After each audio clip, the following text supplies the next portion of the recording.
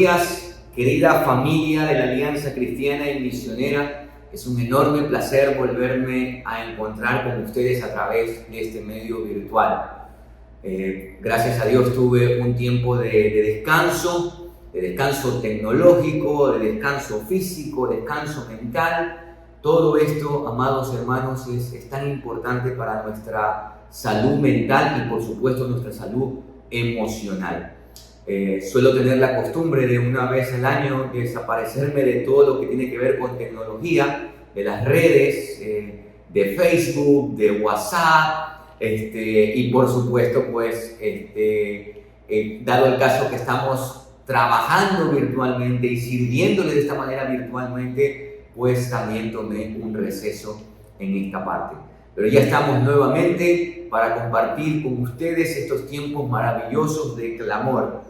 Y qué bueno es nuestro Dios. Nosotros llevamos más de 2 años, hermano. Nos falta poquito para 10 años, para 2 años de un continuo clamor. Y estamos muy agradecidos con el Señor porque a través de esta situación tan difícil, tan dolorosa que hemos vivido como país y el mundo entero, lo que Dios ha hecho en nuestros corazones es unirnos en un mismo sentir para clamar por todas las necesidades, no solamente nuestras, sino también las necesidades de nuestro país, del resto de naciones y de todo lo que a lo largo de estos 668 días específicamente hemos venido clamando a nuestro Dios.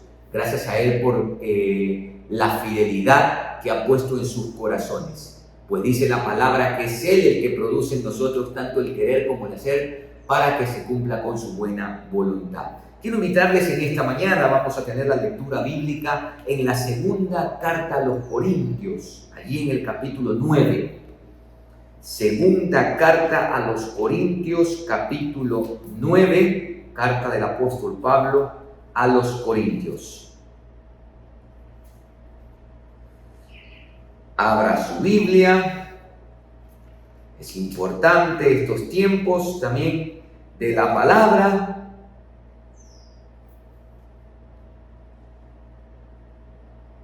Muy bien.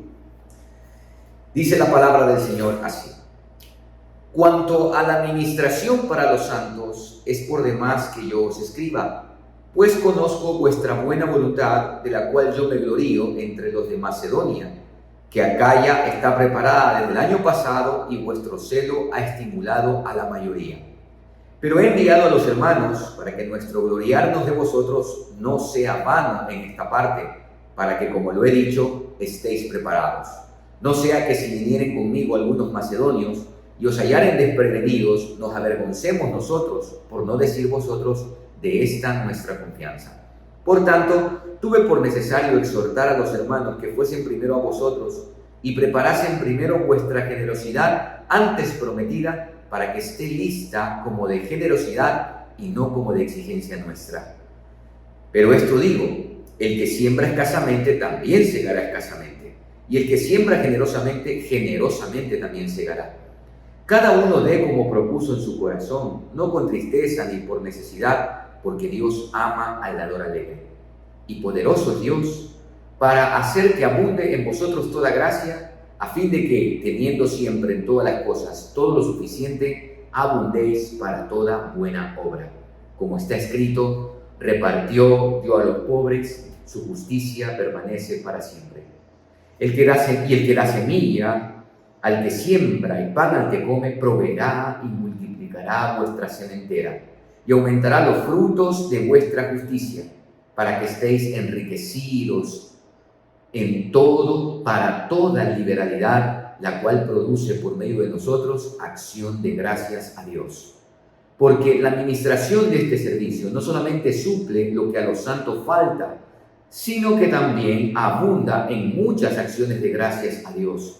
Pues por la experiencia de esta administración glorifican a Dios por la obediencia que profesáis al Evangelio de Cristo y por la liberalidad de vuestra contribución para ellos y para todos. Asimismo, en la oración de ellos por vosotros, a quienes aman a causa de la superabundante gracia de Dios en vosotros, Gracias a Dios por su don inefable. En este pasaje que hemos leído, el apóstol Pablo está animando a la iglesia de Corinto para esa ofrenda que posteriormente el apóstol Pablo llevaría para los pobres en Jerusalén. En esos momentos de la historia, Jerusalén está pasando, la iglesia de Jerusalén está pasando por unas circunstancias muy difíciles y Pablo estaba recogiendo esa ofrenda para llevarla a los santos en Jerusalén. En todos los lugares donde Pablo había predicado el evangelio y levantado la iglesia del Señor, él había mencionado o había enseñado la importancia de dar y por supuesto había manifestado esta necesidad. Entonces estaba animando no solamente a la iglesia de Corinto, sino a todas las iglesias para dar para los pobres en Jerusalén. Y aquí Pablo menciona a las iglesias de Macedonia, es decir, que en esa parte geográfica se encontraban las iglesias de Tesalónica, de Colosas, de Filipos, quienes fueron muy generosos, ¿sí? Fueron muy generosos, a pesar de que estas ciudades como Tesalónica, Filipos y Colosas, a pesar de que estas ciudades no eran o no tenían la importancia, la superioridad, llamémosle así, económica de Corinto, porque Corinto era un puerto y era una ciudad muy comercial. Para que usted entienda un poquito, no es lo mismo la economía de Puerto Viejo, donde yo sirvo, que la economía de Guayaquil. En Guayaquil, por el hecho de ser puerto, de ser una ciudad muy comercial y también más grande, pues por supuesto que su Producto Interno Bruto, lo que produce la ciudad, es mayor que lo que podamos producir nosotros. De la misma manera era Corinto. Corinto, al ser una ciudad más grande, más importante en el sentido comercial, económico, pues la iglesia, los hermanos acá, tenían mayor capacidad económica para dar. Y Pablo les menciona que él ha estado hablándole a los de Macedonia de la generosidad del corazón de los corintios. Los está estimulando para ser generosos. A eso nos anima. Y es interesante que Pablo aquí no apela en ningún momento a algo de imposición. Él mismo lo dice, ¿no? No hemos querido imponer esto, sino que simplemente esto sea algo que brote de sus propios corazones. Pablo muy bien podía haber apelado a la Torá y haber establecido la importancia de dar. Por ejemplo, el libro de Deuteronomio dice: no habrá pobres en medio de ustedes. Y el libro de Deuteronomio también enseñaba cómo distribuir ese 10% que el pueblo de Israel daba. Aquí no voy a entrar en la discusión, amados, del asunto del diezmo, si eso es para Israel, es para la iglesia. Eso quizás para otro momento. Tan solamente quiero decirle acá que Pablo apela a la ley escrita en el corazón. Usted sabe que ese nuevo pacto tiene que ver con un nuevo corazón, y esa ley que estaba en tabla de piedra, esa ley ahora ha sido escrita en nuestro corazón. Entonces ya no es algo impuesto, ya no es algo exigido, sino que más bien es algo producido por el Espíritu de Dios en nuestra vida. Entonces Pablo apela a esa ley escrita en el corazón, que es la ley de la generosidad, que en cierta manera es mucho más abundante y rica que cualquier otra ley. Voy a contarle una anécdota muy chistosa. Hace muchos años atrás, los niños en la iglesia de Oanza, ellos tienen su campamento. Y los niños, por lo general, un día domingo andaban con una fundita de chupetes y se acercaban a los hermanos de la iglesia para que les adquieran un chupete. Una de las niñas se acercó a mí y me dice: pastor, cómpreme un chupete que voy a ir al campamento. Y le digo: ¿y cuánto vale ese chupete? Y me dice: lo que usted proponga en su corazón. qué astuta. No sé si le habrán enseñado las maestras qué decir, pero la verdad es que a mí me fascinó, porque lo que ella no le está poniendo un valor a eso, sino más bien está apelando a la generosidad de mi corazón. Y es lo que Pablo está haciendo. No es tanto un valor que hay que dar, como algo que sea producido del corazón. Y aquí a continuación, Pablo va a mencionar algunas características de una ofrenda. Cómo nosotros debemos dar. Y lo primero que Pablo menciona, y que lo menciona muchas veces, es este aspecto de que una ofrenda debe ser dada por generosidad, en generosidad, no por necesidad, no por lástima. Cuidado con eso, no por lástima. Eso es una limosna. La diferencia entre una ofrenda y una limosna son abismales. Son abismales. Por decirle una limosna es lo que yo doy a un mendigo. Una ofrenda es algo que yo acerco a Dios. Por eso en ningún momento en las Escrituras se nos habla de limosnas, sino que se habla de ofrenda, lo que yo acerco a Dios. Entonces la ofrenda va a tener que ver mucho con a quién yo llevo, a quién yo acerco esa ofrenda. Y por supuesto también tiene que ver con el destino que se le da a esa ofrenda. En sí la ofrenda debe ser generosa. El verso 6 dice: el que siembra escasamente también segará escasamente, y el que siembra generosamente, generosamente también segará. Pablo aquí está hablando de una cuestión de causa y efecto. En el mundo de la agricultura, si usted siembra, una parcela de unos 200 metros cuadrados, pero usted tiene toda una hectárea para sembrar, pero nomás siembra eso, usted va a cosechar escasamente eso. Pero si usted es generoso y usted decide toda la hectárea sembrarla, pues usted va a cosechar generosamente también. Entonces Pablo va a hacer esta analogía del asunto de la siembra para hablar del aspecto de la generosidad, hermanos. Y Pablo lo menciona muchas veces en el verso 4, en el verso 5. Dice: por cuanto tuve por necesario exhortar a los hermanos para que fuesen primero a vosotros y preparen primero vuestra generosidad antes prometida, para que esté lista como de generosidad y no como de exigencia nuestra. Una ofrenda nunca debe ser exigida.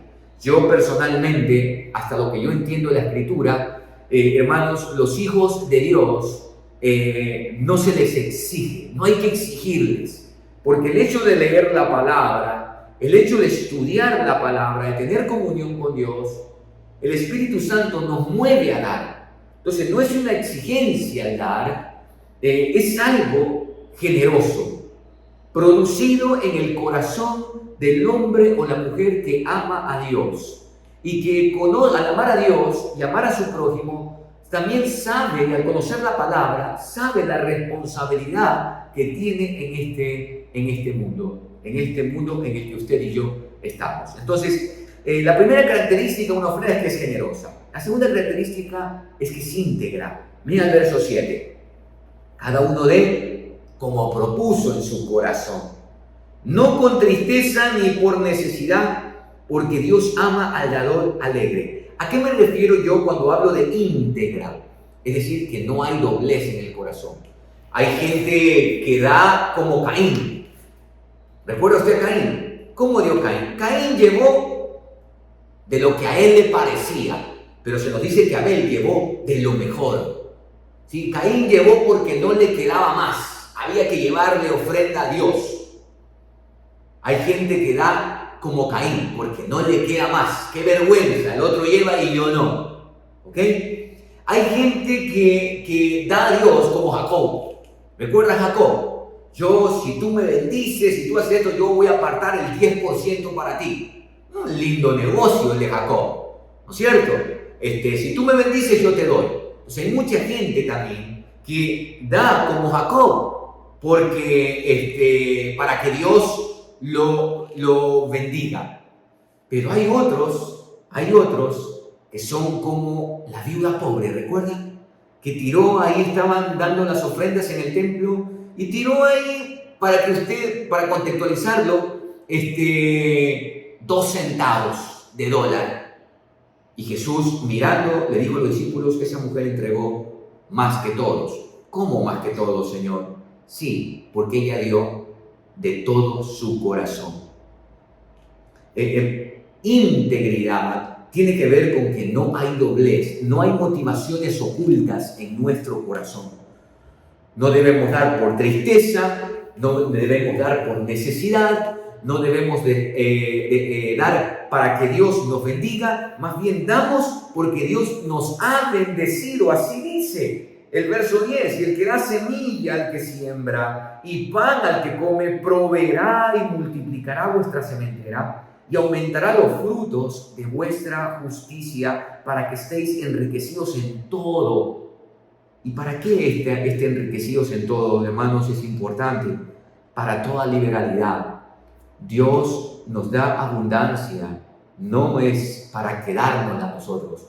Dios nos da abundantemente para bendecir también abundantemente.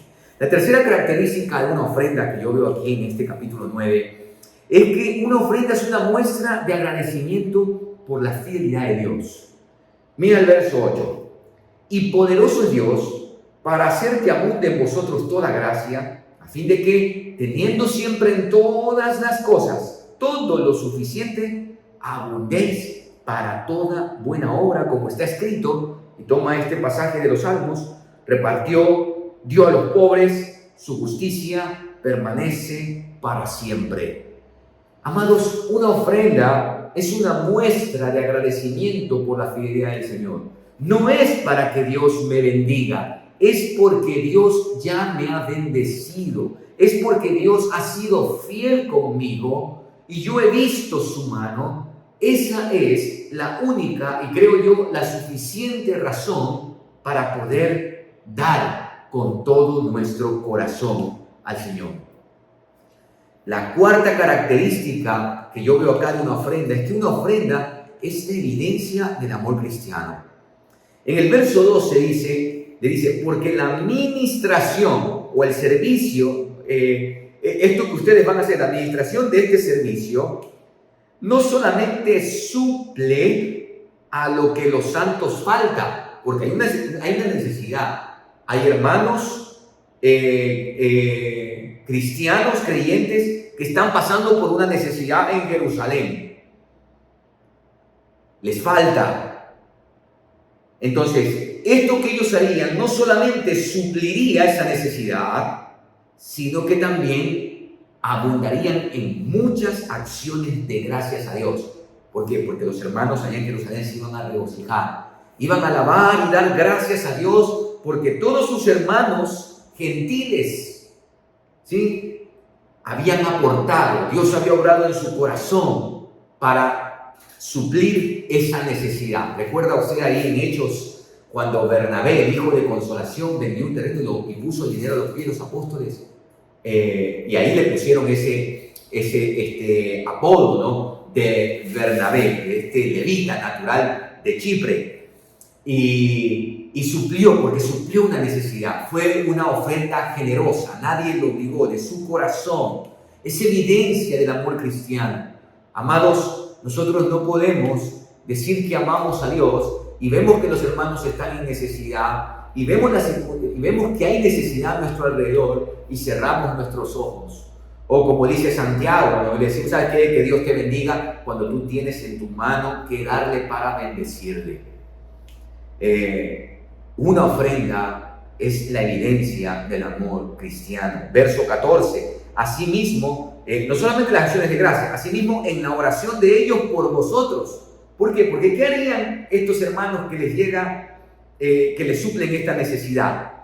Ellos orarían para que Dios los bendiga más, porque han sido muy generosos. Y dice, a quienes aman a causa de la superabundante gracia de Dios en vosotros. Es decir, que aún la ofrenda, porque Dios es el que produce el querer como el hacer para que se haga su buena voluntad, esa ofrenda es producida por Él y llevaría al resto de creyentes a un clamor, un ruego, un agradecimiento a Dios por lo que ha hecho en el corazón de estos sus hermanos. Y Pablo dice, gracias a Dios por su don inefable. Y por último, la quinta característica que yo veo acá en una ofrenda es que la ofrenda es una forma de glorificar al Señor. Verso 13. Pues por la experiencia de esta administración, mira lo que dice acá, glorifican a Dios por la obediencia que profesáis al Evangelio de Cristo. Interesante. Porque si bien es cierto, Pablo en ningún momento, como dice, estamos haciendo una exigencia, pero es parte de ser cristiano. Dice, por la obediencia que profesáis al Evangelio de Cristo y por la liberalidad de vuestra contribución para ellos y para nosotros. Es decir, que la evidencia de que yo profeso el Evangelio, sí, glorifico a Dios y glorifico a Dios a través del dar. Si bien es cierto, amados, nosotros escuchamos tantas cosas, ¿no? Y el mundo usa estos malos ejemplos para atacar y decir que los pastores se roban los diezmos, que solamente pedimos diezmos, sin contar con toda esta doctrina satánica de la prosperidad. Amados, fuera de esas cosas que no tienen nada que ver, aquí hemos visto que el apóstol Pablo está hablando de una, hablemos, prosperidad saludable. Y la prosperidad saludable, o hablemos de la prosperidad bíblica, consiste, hermanos, en glorificar a Dios a través de nuestra obediencia al Evangelio de Cristo, quien siendo pobre se hizo rico para enriquecernos a nosotros. Nadie es tan pobre para no dar. A veces la pobreza es del corazón y nada más. Cuando el dinero nos domina, nos hace avaros. Pero cuando nosotros dominamos el dinero y lo usamos conforme Dios lo ha establecido, entonces nosotros glorificaremos al Señor. Seremos libres, libres para dar y libres para darnos. Que nuestro buen Dios les bendiga a cada uno de ustedes y estén dispuestos para vivir conforme la palabra nos manda. Oremos. Padre bueno, muchas gracias por tu palabra en esta mañana tan pertinente en medio de los tiempos que vivimos, tiempos de mucha necesidad, tiempos, Señor, donde tenemos pastores, ministros del Evangelio que están atravesando por diversas necesidades, familias enteras, Señor, que han quedado sin trabajo, sin el recurso para llevar el alimento a casa. Y, Señor, tú nos estás recordando que nosotros no podemos cerrar nuestros ojos ante esa necesidad y que estamos llamados a suplir, porque es parte de glorificarte a ti por la obediencia que profesamos al Evangelio de Cristo, quien siendo pobre se hizo rico para enriquecernos a nosotros. Señor, que tu palabra cale en lo más profundo del corazón y nos mueva a vivir conforme a ella. Que nosotros no tengamos motivaciones escondidas para dar, sino sola y únicamente la del amor que te profesamos y la gratitud por tu fidelidad, por tu provisión, por tu salvación, por esa gran redención. Como decía Pablo aquí, Señor, gracias a ti por tu don inefable, Señor. Te damos gloria y honra en el nombre que es sobre todo nombre, en el nombre de Jesús. Amén y amén. Bien, hermanos, vamos a tener nuestro tiempo de oración. Vamos a orar en primer lugar, en este primer tiempo, por la escasez de fuentes de empleo que atraviesa el país. Y no solamente es una realidad del país, hermanos, es de América Latina en general. Que el Señor, pues, le dé sabiduría a las autoridades, les ilumine para que puedan crear nuevas fuentes de empleo. Pero también a mí siempre que tenemos que orar por esto, me gusta pedirle a Dios para que Dios nos dé creatividad y podamos emprender, siempre va a haber algo nuevo que hacer. Y Dios puede concedernos, hermanos queridos, la inteligencia, el conocimiento necesario para poder emprender. Y quién sabe que ese emprendimiento crezca de tal manera que glorifique al Señor por medio de dar trabajo a otros, constituirse en una gran empresa que albergue a muchos y que pueda glorificar también el nombre de Dios. Vamos a orar por esta petición. Padre, nos acercamos a ti, la fuente de toda gracia, aquel que es el soberano. Señor, tú conoces la realidad que está atravesando toda América Latina y aquí en el Ecuador. Y Señor, esto es parte, no es todo, de este alto índice delincuencial que hay en el país. No hay trabajo, no hay fuentes de empleo.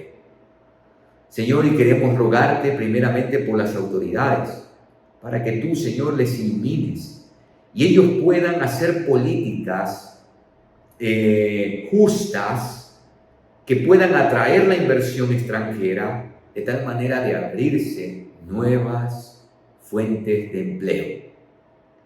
Pero también, Señor, quiero rogarte para que tú des a los ecuatorianos la capacidad de ver nuevos productos, a esos productos darles valor agregado y convertirse, Señor, en emprendedores y posteriormente en pequeñas y hasta grandes empresas que puedan albergar a muchos para trabajar. Te ruego, Señor, por las iniciativas que has puesto en el corazón de muchos desde que empezó esta pandemia. Oro que no decaigan. Oro, Señor, para que el gobierno, en lugar de sacarles, los estimule, que hayan préstamos a muy bajos intereses para que ellos puedan tecnificar, para que ellos puedan crecer y de esa manera, Señor, constituirse también en nuevas fuentes de empleo y de ingresos para las familias ecuatorianas. Y lo mismo, Señor, por toda América Latina. Tú nos has puesto en una tierra muy rica, Señor, muy rica. El Ecuador, estamos convencidos que es un país rico, Señor, pero lamentablemente nuestra pobreza intelectual, nuestra ignorancia, Señor, nuestra pereza también, nuestra comodidad, está haciendo que vivamos pobremente. Pero este país tiene muchos recursos, mucha riqueza. Señor, tenemos diferentes zonas de clima, microclimas en cada región. Señor, oramos para que nuestro país sea administrado correctamente. Y no solamente desde los gobiernos, Señor, desde casa. Aprendamos a administrar bien nuestra casa, los recursos que tú nos has concedido y usarlos para la gloria de tu nombre. Ponemos esto en tus manos en el nombre de Jesús. Amén y amén. Hermanos, en este segundo tiempo de oración, y también es la quinta petición, vamos a orar por la población de adultos mayores del país. Muchos de ellos, hermanos, cuando son contagiados por COVID, ellos parten porque ya son ancianitos, sus órganos no funcionan de la misma manera. Recuerden que nosotros vamos menguando en todo. Esperemos que también menguemos espiritualmente. A veces no menguamos espiritualmente, menguamos sí físicamente, pero nuestro ego y nuestro orgullo va inflándose más. Vamos a orar por la población de adultos mayores del país. Nosotros en esta semana, tristemente, esta semana que pasó, los padres de una hermana muy querida de la congregación donde servimos fallecieron uno tras otro. El COVID los tomó ya tenían, eran ancianitos y bueno, no resistieron. Y vamos a orar porque la quinta petición tiene que ver con todos los enfermos que permanecen en los diferentes centros de salud en nuestro país, para que el Señor obre también en la vida de ellos. Vamos a orar entonces por estas dos peticiones. Padre amado, queremos poner delante de ti ahora a la población de adultos mayores de nuestro país. Que tú tengas misericordia, Señor. Que los familiares con quien ellos viven los cuiden. Señor, en las culturas orientales la vejez es un signo de experiencia, de sabiduría. Ellos son baluartes para el mundo oriental. En la cosmovisión de ellos, los ancianos son un recurso invaluable. ¿Por qué? Por la experiencia, por la sabiduría que les ha dado los años de vida, y son ellos muy honrados por sus familias. Nosotros, Señor, tristemente, los ancianos son menospreciados en nuestra realidad. Muchos hijos los abandonan y hay muchos ancianos solos, expuestos. Oramos, Señor, para que tú tengas misericordia y los hijos cuiden de los padres ancianos, que los honren, Señor, hasta el último momento de sus vidas. Es una honra cuidar, velar por nuestros padres cuando están ancianos. Tu palabra dice que no menosprecies a tu madre cuando envejece. Oh Dios mío, te rogamos, Señor, por la población de adultos mayores, que son los más vulnerables al COVID, y se nos está yendo esta generación, Señor, de sabiduría, de experiencia. Ayúdanos, Señor, a mirar a la vejez con esa honra, como una virtud, Señor. Gracias, Padre. Oramos, Padre, también por todos los enfermos que permanecen en los diversos centros de salud. Te pedimos en el nombre de Jesús que tú obres, Padre. Algunos de ellos allí están porque no fueron vacunados, otros porque ya traían una enfermedad, otros por el mismo hecho de la edad.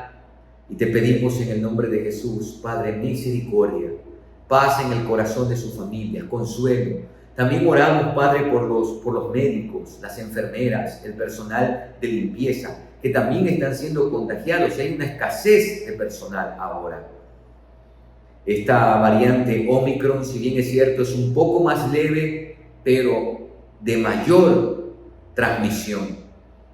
Y es más o menos, Señor, como un dominó, uno tras otro caen, familias enteras.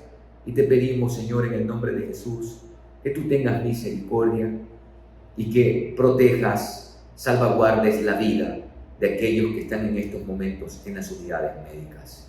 Lo ponemos en tus manos, Señor, en el nombre de Jesús. Amén y amén.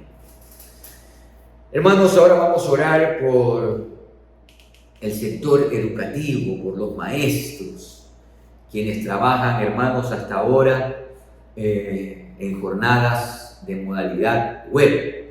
Hermanos, ese trabajo es durísimo. Mire, mi madre era maestra, mi madre ya está jubilada, y yo veía a mi mamá cómo ella hasta altas horas de la noche se quedaba trabajando, planificando las clases. Mi mamá fue maestra de escuela, una excelente maestra. Mi mamá no solamente era maestra por profesión, sino por vocación. Sus metas anuales, porque era maestra de primer grado, era que las niñas, porque era en una escuela vespertina y de mujeres, las niñas aprendieran a leer y una excelente letra, porque mi mamá, sus letras casi que son dibujadas. Y hermanos, yo veía que la tarea de un maestro es dura. Yo soy maestro del Seminario Bíblico Alianza, y hermanos, nomás 4 semanitas, 3 horas al día. Y es duro, hermanos. Yo no me imagino los maestros ahora. ¿Cómo serán esos maestros de escuelita, hermanos, a través de una plataforma virtual, hermanos? Y increíblemente se ha dicho que por esta pandemia la educación en el Ecuador ha retrocedido 8 años. Imagínese usted. Oremos por los maestros, hermanos. Y a los padres que tienen hijos pequeños, valoren la labor de los maestros. No es fácil, no es fácil. Oremos. Señor, queremos rogarte ahora por el sector educativo y específicamente y especialmente por los maestros. Señor, honramos la vida de los maestros. Te damos gracias por aquellos que tienen la vocación de maestros, que disciplinadamente y apasionadamente trabajan cada clase, haciendo lo que tienen que hacer para poder cumplir con sus objetivos de enseñar a los niños, a los adolescentes, a los jóvenes. Oramos, Padre, en el nombre de Jesús, que tú los bendigas, que tú los fortalezcas.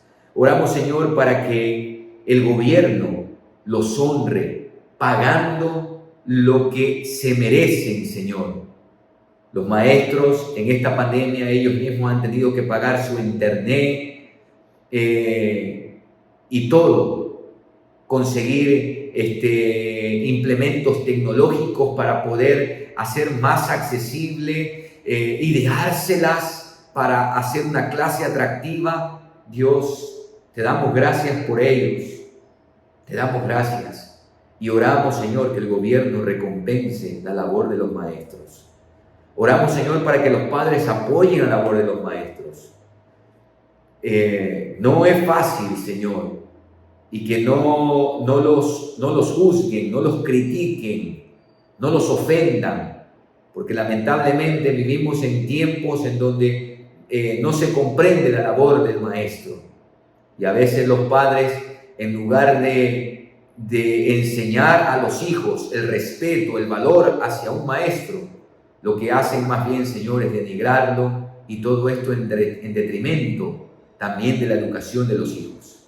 Te pedimos, Señor, por todo esto y oramos para que pronto, Señor, se pueda volver a la presencialidad que es tan necesaria para la formación, no solamente intelectual, sino la formación emocional y, por supuesto, espiritual. Oramos por los maestros de educación cristiana en las escuelas dominicales, cultos infantiles. Oramos también por ellos, Señor, que en este tiempo han tenido que ideárselas para servirte a ti. Ellos, Señor, por purita vocación, porque no son remunerados económicamente, pero tienen una remuneración mucho más grande y eterna, que es las palabras tuyas: bien, buen siervo fiel, sobre poco has sido fiel, sobre mucho te pondré, entra en el gozo de tu Señor. Te damos gracias, Padre, en el nombre de Jesús. Amén y amén. Y hermanos, en este último tiempo de oración, vamos a orar por las familias cristianas, para que en este tiempo, hermanos, juntos como familia, estudien la palabra de Dios y se mantengan fervientes en la oración. Hermanos, yo soy un convencido que más allá de la asistencia a la iglesia cada domingo, escuchar los estudios bíblicos, no es que eso esté mal, hermanos, pero nada puede reemplazar el tiempo en familia frente a la palabra del Señor. Porque ahí no solamente usted escucha lo que Dios dice, sino que también cuando usted lee la palabra, recuerda lo que sus maestros le han dicho, lo que los pastores le han enseñado, y usted mismo se convence por el estudio y lectura de la palabra de lo que Dios dice, y ahí se produce transformación en el corazón. Así que vamos a orar por esto, hermanos, para que fervorosamente, fervientemente, como se suele decir, ¿no?, las familias levanten el altar familiar en cada uno de sus hogares. Padre, ahora queremos rogarte, Señor, para que tú avives el fuego en los corazones de los padres que te conocen, que te aman que te sirven, que te obedecen. Señor, queremos rogarte para que tú levantes los altares familiares en cada casa, que cada casa sea un lugar de adoración a ti en espíritu y en verdad, que se reúnan alrededor de la palabra. Señor, antes los creyentes no todos sabían leer, uno, dos quizás, y se reunían allí, Señor, para enseñar. Si nos vamos a los tiempos del Antiguo Testamento, en donde no había pues palabra tuya como la tenemos nosotros, estaba allí Moisés repitiendo constantemente tu ley, y lo que hacían los padres era enseñarla con sus propias vidas a sus hijos, reunirse alrededor de las comidas, de las fiestas, para enseñarles de ti. Y hoy, Señor, nosotros con tantos recursos, versiones de la Biblia, de esta quiero y esta no quiero, para escoger, recursos tecnológicos innumerables. Señor, levanta, Señor, nuestros corazones hacia tu palabra, y que las familias se mantengan fervientes en la oración, en el estudio de la palabra, Señor. De esa manera serán transformados y vivirán vidas íntegras delante de ti, y serán un testimonio para este mundo, y sus hijos y los hijos de sus hijos serán generaciones que resplandecen, generaciones que bendicen a esa generación. Te damos gracias, Padre, por todo esto que hemos logrado. Lo hemos puesto en tus manos, conscientes y convencidos de que tú harás más allá de lo que nosotros hemos pedido en esta mañana. Señor, que tu iglesia permanezcamos confiando siempre en tus promesas, en tu poderoso obrar, Señor. Tú no has perdido el control del mundo, tú eres soberano y tú sigues obrando, Señor. Tú siempre estás obrando. La gloria y la honra sean para ti, en el nombre de Jesús. Amén y amén. Amada iglesia, que nuestro buen Dios les bendiga. Si el Señor así lo permite, nos veremos el próximo día martes. Un abrazo virtual para cada uno de ustedes, y que el Señor bendiga la obra de sus manos. Hasta pronto.